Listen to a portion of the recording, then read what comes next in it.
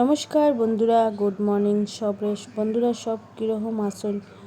সব তো নিশ্চয় ভালাই থাকবা, ঠাকুরের সবরে বালা রাখুক, এটাই সবসময় আমি ঠাকুরের কাছে প্রার্থনা করি। আর আমি মোটামুটি বালা বন্ধুরা, বেশি বালা উলা না। আর রান্না করে হয়ে গেছি বন্ধুরা। আজকে সকাল সকাল রান্নাতে হইল। আজকে খুব গরম, এমন কিছু রান্নার নাইও, ছোটো মাছ আছে এটি দিয়া বেগুন দিয়া করিলাম।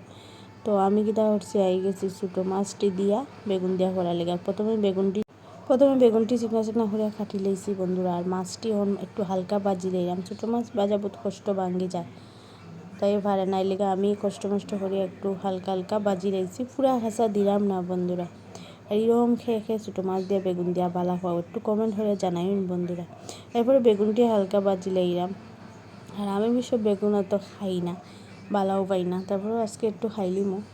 আর এদিকে পেঁয়াজ দিলাইছি, পেঁয়াজ কুচি কুচি করে কাটিয়া পেঁয়াজটা আগে ভাজা হয়ে গেলে এদিকে দেখুন আমি ছাড়িয়ে দিলাম মাছ বেগুনটি। তারপরে দিলাই মাছ দিয়া একটু লাড়াচাড়া করিয়া একটু ঝোল দিয়া নামাইলিম। আজকে আর কিচ্ছু বানানি হইতো না বন্ধুরা।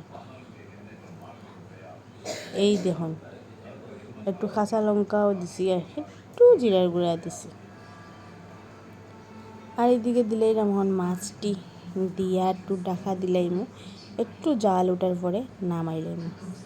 দেখে এরম বেগুন দিয়া মাছ দিয়া রান্না করে খাইন, সবে একটু কমেন্ট করবা, সবে রান্না করে খাইবা আর কীরকম লাগলো এই রান্নার রেসিপিটা সবে খুঁইবা। আর রান্নার রেসিপি দেখতে চাইনি বন্ধুরা, এটাও আমার নিশ্চয় কমেন্ট করে খুঁইবা বন্ধুরা। আর অহন দিলাইছি ঝোল কেটে একটুই ঝোল দিমু। সবাই জানো বেগুন দিয়া মাছ দিয়া তো ঝোল ভালো লাগে না, একটু দিমু। তো আজকে লিগে টাটা, নমস্কার।